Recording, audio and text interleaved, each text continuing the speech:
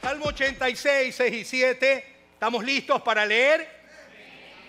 Disfruta la palabra, come la palabra, come. Qué linda es la palabra, alimento, maná del cielo. Dilo conmigo, por favor. Escucha, oh Jehová, mi oración, y está atento a la voz de mis ruegos. En el día de mi angustia te llamaré, porque tú me respondes. Dilo de nuevo conmigo, porque tú me respondes. De nuevo, porque tú me respondes. Señor, porque tú nos respondes, nos atrevemos en esta mañana a acercarnos delante de ti y a pedirte que hables al corazón nuestro de una manera general, pero también de una manera muy particular. Aquel joven que ha llegado, aquella señorita, aquellos hermanos avanzados en su edad, aquella mujer, madre que lucha sola, aquel varón que está en medio de una situación difícil, aquella persona que está tomando decisiones importantes. A cada uno en particular, háblanos, Señor. Háblanos. Necesitamos escuchar tu voz.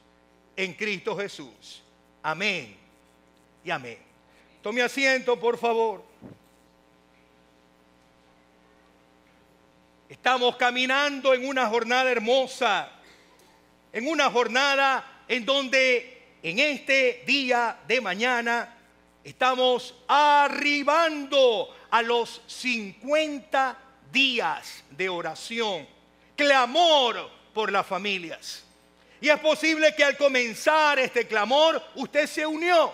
Tal vez en el caminar usted dijo, voy también a participar. O puede ser que hasta ahora no se ha incorporado. Pero los minutos que vamos a compartir, quisiera hablar de las razones por las cuales necesitamos clamar. Y es allí donde queremos ir a la palabra de Dios. ¿Por qué clamar? Y sabe, mi querido hermano, el clamor es un tipo de oración en particular. Sinceramente, no todos los días clamamos. Es posible que todos los días oramos, pero clamor tiene que ver con un aspecto muy particular. El clamor tiene que ver con un escenario natural. Y el escenario natural del clamor no cambia. Para que el clamor se produzca, tiene que converger algunas situaciones particulares en tu vida. Eso te moverá, te empujará, te animará o aún sin quererlo te llevará a eso. Si el clamor tiene su escenario natural, ¿cuál es el escenario natural del clamor? La angustia y el dolor. Cuando pasamos por angustia, cuando atravesamos por dolor, vamos a sentirnos movidos a clamar. Y sabes, hay que entender que la angustia y el dolor no es algo en lo cual alguno de nosotros estamos exentos de vivirlo. Porque el clamor expresa una realidad. El que clama está viviendo una situación en particular. El que clama está enfrentando un dolor muy íntimo.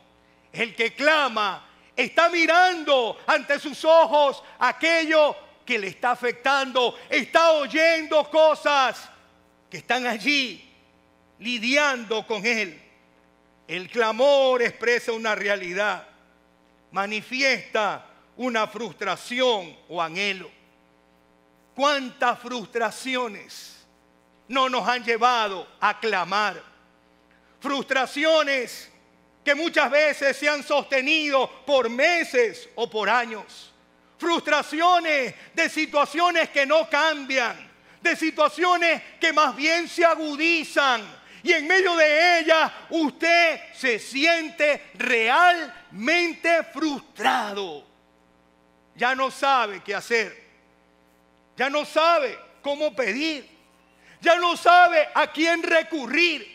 Ya no sabe qué puertas tocar. El clamor expresa una realidad. Manifiesta una frustración o anhelo. También hay anhelos profundos que nos llevan a clamar. Anhelos de aquellas cosas que quisiéramos que ocurran. Pero escuche esto, quien clama tiene demandas. Si usted llega ya a ese nivel, al nivel de que su oración dejó de ser simplemente la expresión cotidiana de agradecer a Dios por todo y de poner el día en manos de Dios, y entró en el nivel de clamor. El clamor tiene demandas. Ser escuchado es su principal deseo. Cuando uno está enfrentando una angustia, ¿sabe lo que uno más desea? Ser escuchado por Dios. Uno quiere ser escuchado. ¿Por quién? Por Dios. Mire lo que dice el Salmo 86, verso 1. David la tenía clara. David estaba viviendo lo que en esta mañana compartimos. Y mire lo que dice. ¿Qué dice? Inclina, oh Jehová, tu oído. ¿Y qué más? Y escúchame, Señor, escúchame. ¿Y por qué quería ser escuchado? Siga leyendo. ¿Por qué? Porque estoy afligido. Pero no solo afligido. Es que muchas veces la aflicción va trayendo otras cosas. Estoy afligido. ¿Y qué más? ¿Cuál es la idea de menesteroso? Necesitado, carenciado. La aflicción está golpeando en esos aspectos más necesarios de la vida. Es que, escuche esto, la aflicción golpea. La aflicción golpea. Y al golpear, ¿sabe lo que hace? Desequilibra las emociones. Cuando uno está pasando por aflicción, va a ser golpeado. La noticia inesperada, la circunstancia que no estaba prevista, el poder descubrir una situación que ha estado escondida. La aflicción golpea, desequilibra las emociones. Las emociones se alteran. Las emociones están a flor de piel. Las emociones, como un volcán, quieren expresarse y salir. Pero la aflicción consume. No solo golpea, consume. ¿Sabe por qué? Porque la aflicción se está dando en el interior del ser. La aflicción está llevándolo a que usted esté pensando todo el tiempo en eso. La aflicción está consumiendo su salud física, su salud emocional. Está consumiendo su paz espiritual. La aflicción consume. Y al consumir, ¿sabe lo que quiere hacer? Escuche bien esto. Quiere debilitar la esperanza. Debilitar. Es decir, ¿para qué orar? No tiene sentido. He estado orando por mi padre 5 años y no ha pasado nada. He estado orando, llorando, gimiendo por mi hijo y no pasa nada. He estado clamando por un trabajo y las puertas siguen cerradas. Es que la aflicción consume. y al consumir quiere debilitar la esperanza. Por eso, si hay algo que David entendía, es lo que él en este clamor levanta. Versículo número 2. Mire lo que dice David. Guarda. ¿Guarda qué? Mi alma. Porque cuando las emociones están alteradas, su alma puede ser afectada. Guarda. Y la idea de guardar es protege, Señor. Protege, Dios, mi alma. Guarda mi alma, porque soy piadoso. Y mira esta otra expresión, tremendo. ¿Qué más dice? Salva tú, oh Dios mío, a tu siervo que en ti confía. Es que en la aflicción hay peligros. ¿Sabes cuáles son los peligros? Los peligros son que la esperanza se debilite. Los peligros son que la fe decaiga. Los peligros son que al pasar por la aflicción termines amargado y luego resentido con Dios. Hay peligros cuando uno enfrenta una aflicción, cuando uno enfrenta un dolor. Es que la aflicción, mi querido hermano, entristece. ¿Es así o no es así? ¿Ah? La aflicción entristece. No hay sonrisas, hay lamentos. No hay sonrisas, hay lamentos. La sonrisa se va desdibujando del rostro. Y lo que comienza a ver de manera permanente en los labios nuestros es lamento. Hace 2 semanas que predicaba aquí, le decía que más de 80 salmos son salmos de lamento. Más de la mitad del libro de los salmos está lleno de lamento. Y uno diría, ¿por qué tanto lamento? Es que, querido amigo, en la vida hay situaciones que al hombre más fuerte emocionalmente lo van a quebrar, lo van a golpear, lo van a desestabilizar. No me diga, a mí no, cuidado, cuidado si atreve a decir eso. La aflicción entristece, no hay sonrisas, hay lamento.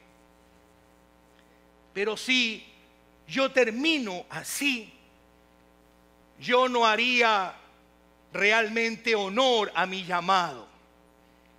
¿Por qué dejé mi profesión para ser un predicador del Evangelio? Porque entendí lo que el Evangelio es. El Evangelio es buena nueva de Dios para el hombre. Y significa que aún en la aflicción hay buenas noticias. Cada domingo los púlpitos cristianos tienen que traer buenas noticias. Si no hay buenas noticias, no hay evangelio. Porque el evangelio tiene que ver con eso. Y uno se preguntaría, ok, a ver, Parrish, si la aflicción golpea, si la aflicción consume, si la aflicción entristece, dime una buena noticia de la aflicción. ¿Y sabe cuál es una buena noticia de la aflicción? Que la aflicción moviliza. La aflicción te mueve a buscar respuesta, te mueve a buscar salida, te mueve a golpear puertas. La aflicción moviliza. Y allí es donde tú entiendes algo. La necesidad de Dios es inminente. Cuando estás pasando por una aflicción, es donde entiendes lo que tú y yo somos, finitos, mortales. El texto dice en el verso 3, ten misericordia de mí. ¿Qué cosa? Oh Jehová, porque a ti, ¿qué cosa? Clamo todo el día. Hermano, cuando estás pasando por angustia, clama. Cuando estás pasando por dolor, clama, clama, clama, clama, clama. Clama. El clamor siempre será el camino. En la aflicción no te avergüences. Clama, clama. Recuerdo una historia de una mujer que en los tiempos del Israel antiguo llegó a un templo. Y cada día llegaba al templo. Y dice que se tomaba de los postes del templo y comenzaba a llorar, a gemir, a clamar. El sacerdote la observaba. Y en cierta ocasión el sacerdote llegó a pensar que estaba ebria. Es que cuando uno no ha pasado por una situación, es fácil juzgar, es fácil levantar el dedo. Pero cuando uno ha pasado por una angustia o un dolor, uno entiende que lo que la persona necesita es buscar a Dios de manera personal. ¿Y sabes algo? El clamor siempre será el camino. Por eso, en la aflicción, no te avergüences, clama. Si alguien te juzga, Dios lo libre de levantar palabra, porque no sabe lo que está haciendo. El clamor, entonces, siempre debe ser sincero. Es que no puede ser de otra manera. El que está pasando por un momento difícil tiene que aprender a ser honesto con Dios. El clamor debe ser sincero. No hay espacio para maquillarlo. No hay espacio para decirlo entre palabras. No. Hay que traerlo al Señor. Hay que hacer peticiones con honestidad. Este hombre está afligido. Versículo número 4 y 5. Mira lo que pide. ¿Qué pide? 4 y 5. Si la aflicción entristece, él entiende que él necesita ¿qué cosa? Alegrar su alma.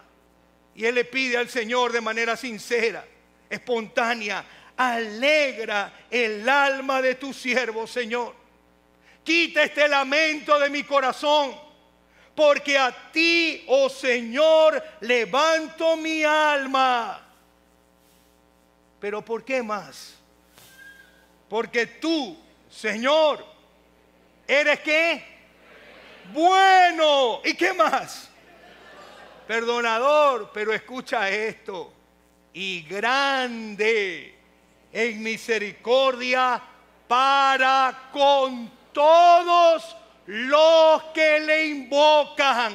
Entonces, cuando tú estás en aflicción, ¿qué debes hacer? Clamar, clamar, clamar, clamar.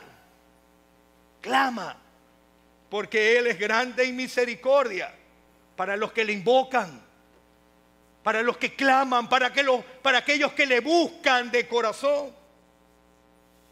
Siendo así, el clamor es legítimo. En la angustia, nuestra condición humana aflora. En esta semana, esa condición humana ha aflorado en esta iglesia. Una familia querida de muchos años aquí perdió a su madre. Y sin duda, el clamor, el dolor, las lágrimas son legítimos, mi querido hermano y amigo. Despedir a un ser querido siempre va a expresar nuestra condición humana. Pero en esta misma semana también ese clamor era legítimo en una iglesia que perdía a su pastor. El Templo Evangélico Alianza, una iglesia de tantos años en esta ciudad, despedía el día de ayer a su pastor y lo despedía en medio de ese clamor.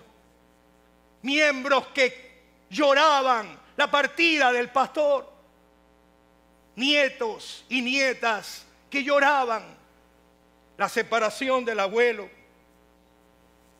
El clamor es legítimo. En la angustia, nuestra condición humana aflora. No hay hombre o mujer que ante alguna situación en particular no se vaya a quebrar.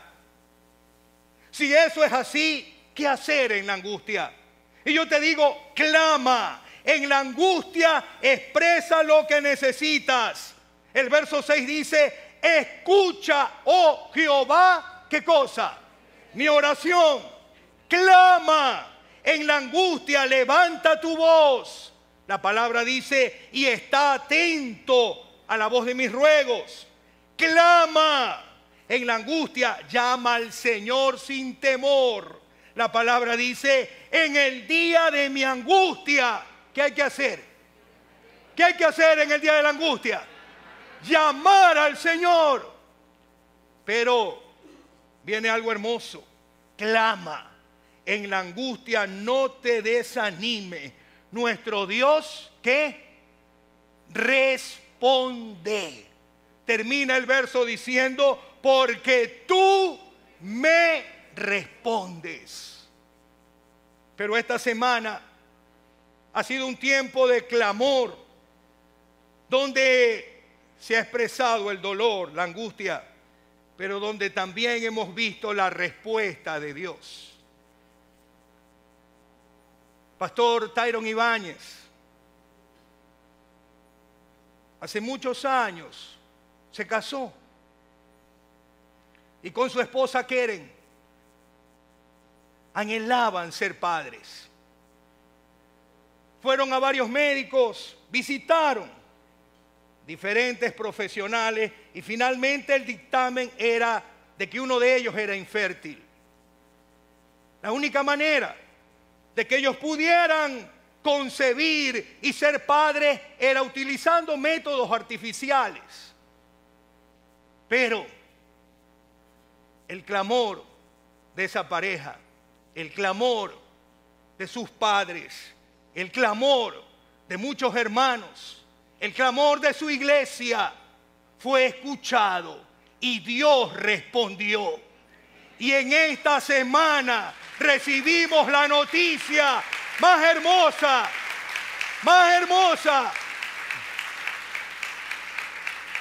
el milagro, porque no hay otra manera como llamarlo. El milagro operó y su esposa está embarazada de 2 meses. El Señor responde, querido amigo, querido hermano. Y es allí donde tú tienes que entender que en la angustia no hay que desanimarse porque Dios responde. Si es así, ¿qué necesitamos tener claro en la angustia? Necesitamos tener claro que en la angustia preserva tu mirada en el Señor.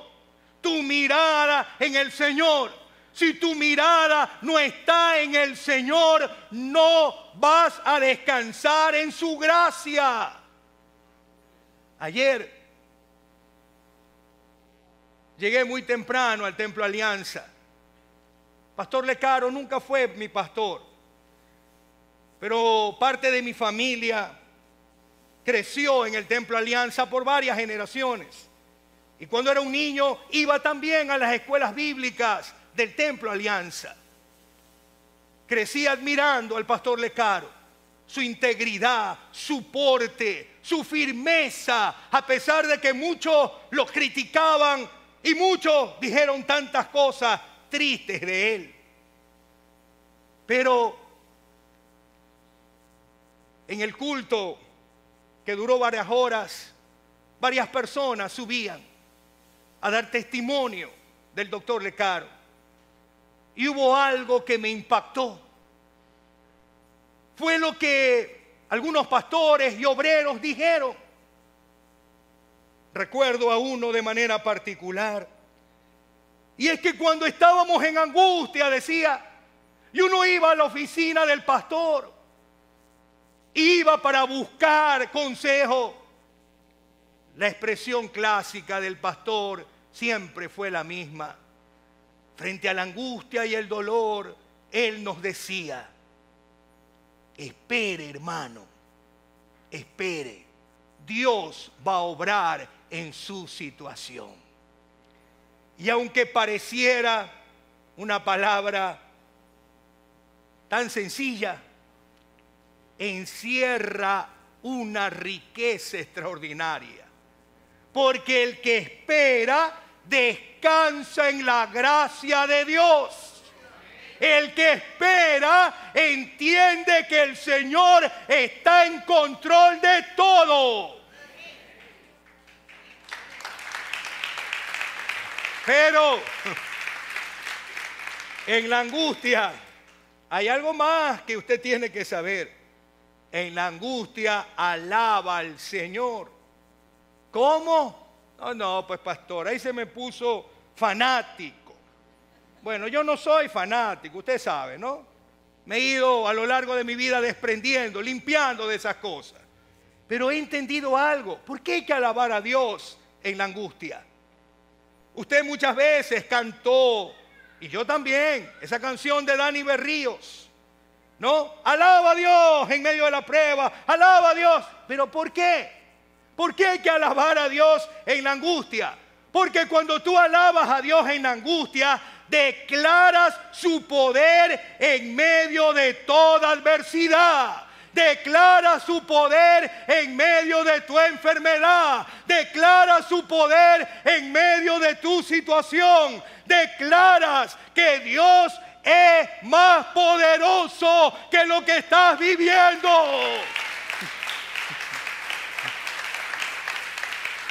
Y la palabra, versículo 8 al 10 dice, oh Señor, qué tremendo. Ninguno, escucha esto, hermano. Si esto no te conmueve y te golpea, perdóname. Algo está pasando contigo. Oh Señor, ninguno hay como tú entre los dioses, ni obras que igualen tus obras. Todas las naciones que hiciste vendrán y adorarán delante de ti, Señor. ¿Y qué más?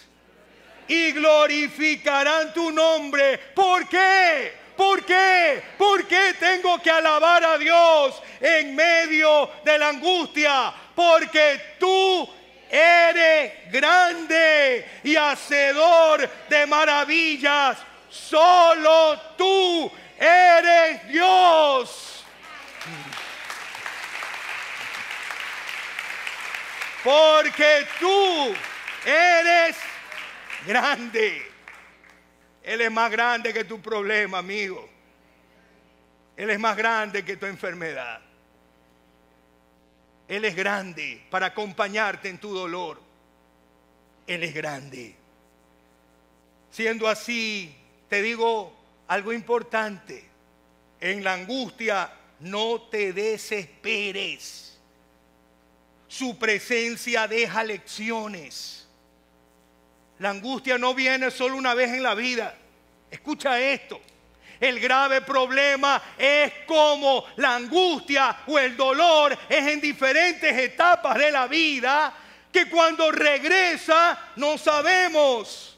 No hemos sacado lecciones, no hemos aprendido y volvemos a caer en el problema porque como nos golpea, nuestras emociones se han desequilibrado. Y usted y yo respondemos emotivamente. No hay que responder así. Porque en la angustia, su presencia, si Dios es grande y está contigo en la angustia, su presencia te deja lecciones. En la angustia hay espacio para el aprendizaje. En la angustia es tiempo de aprender. tremendo. Tiempo de aprender. Escucha y aprende. Seguro, seguro. Verso 11, la palabra dice, enséñame. ¿Qué dice? ¿Qué dice? Repita conmigo, ¿qué dice?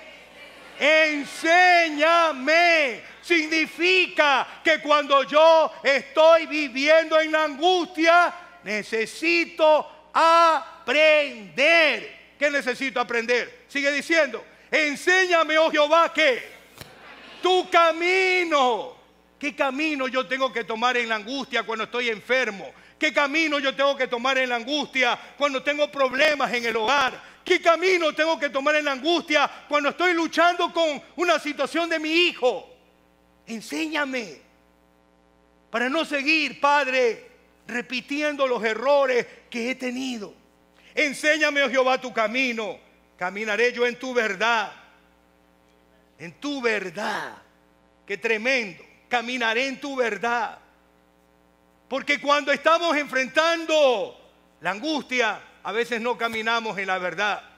¿No ve que el corazón es qué cosa? Engañoso. Por eso, a reglón seguido, miren lo que dice. ¿Qué dice? Afirma mi corazón. Espérate ahí un ratito. Afirma. Y esto es importante. ¿Sabe por qué? Tiene que ver con un acto que Jesús hizo. Dice el libro de Lucas que cuando el Señor entendió que era el tiempo, que ya había llegado el tiempo, afirmó su rostro sobre Jerusalén. La idea de afirmar es cobrar valentía, entender que es lo que tengo que hacer. Cuando estás pasando por aflicción, afirma tu corazón para entender que en la aflicción hay que caminar con fe, hay que caminar con valentía, hay que caminar con esperanza, porque aún en medio de esa aflicción Dios va contigo. Y termino diciéndote, si el camino para la aflicción es clamar, ¿por qué clamar? Te doy 3 razones claras. Clama, el Señor es misericordioso y bueno. Clama, el Señor es quien nos da las fuerzas. De Él vienen las fuerzas. Clama, el Señor siempre responde, nos ayuda y nos consuela. El Señor siempre, ¿qué cosa? Responde, nos ayuda y nos consuela. Y termino con este verso, palabra del Señor, 15 al 17 dice, mas tú, Señor, Dios misericordioso y clemente, lento, ¿para qué? Lento, sí, es lento. Pero esa lentitud no es para que nosotros sigamos caminando en desobediencia, en desorden. Esa lentitud es para que nosotros decidamos ponernos a cuentas con Dios. Es para que nosotros aprovechemos ese espacio para reencontrarnos con el Señor. Y grande, ¿en qué? Mira lo que Él pide. Es que en la angustia uno quiere eso. Mírame, Dios, mírame. Y ten misericordia de mí. Pero de inmediato le pide otra cosa. ¿Qué le pide? Da tu poder a tu siervo. Poder para enfrentar la aflicción. Poder para no decaer. Poder para no desanimarte. Poder para no amargarte. Poder. Da poder a tu siervo. Y guarda, ¿a quién? Al hijo de tu sierva. Hemos estado orando por hijos. Esta palabra es para ustedes, madres, que han orado por aquellos hijos que están lejos. Señor los va a traer. Él los va a traer. Haz conmigo señal para bien. Y véanla los que me aborrecen y sean avergonzados. ¿Sabes por qué? Porque tú, Jehová, me ayudaste Cuando uno está pasando por aflicción, no solo quiere ayuda, también quiere ¿qué? Y déjame decirte algo. Si hay alguien que sabe consolar, es el Señor. Déjate consolar por el Señor. Inclina tu cabeza. Yo quiero terminar en esta mañana. Pero terminar así no sería lo que Dios espera. Dios esperaría, o Jesús esperaría, que si alguien está en la angustia, se atreva a clamar, se atreva a buscarle, se atreva a decirle: Señor, aquí estoy. Y yo quiero dedicar un momento para que usted tenga esa posibilidad. Si usted está pasando por una angustia, por un dolor, por un quebranto, por una enfermedad, por una situación difícil, venga al altar. Venga al altar. El Dios que escucha y responde está acá. Salga allí de donde está y venga al altar. Y le quiero pedir a los que van llegando que se vayan ubicando en las partes que están allí para que le den espacio a las personas que vienen. Nosotros entendemos a la luz de la Biblia que el tiempo de clamor responde a un escenario. Tal vez en este momento no sea su escenario. Tal vez en este momento usted está pasando por un momento de quietud, de tranquilidad. Pero escuche algo, no se confíe, busque de Dios.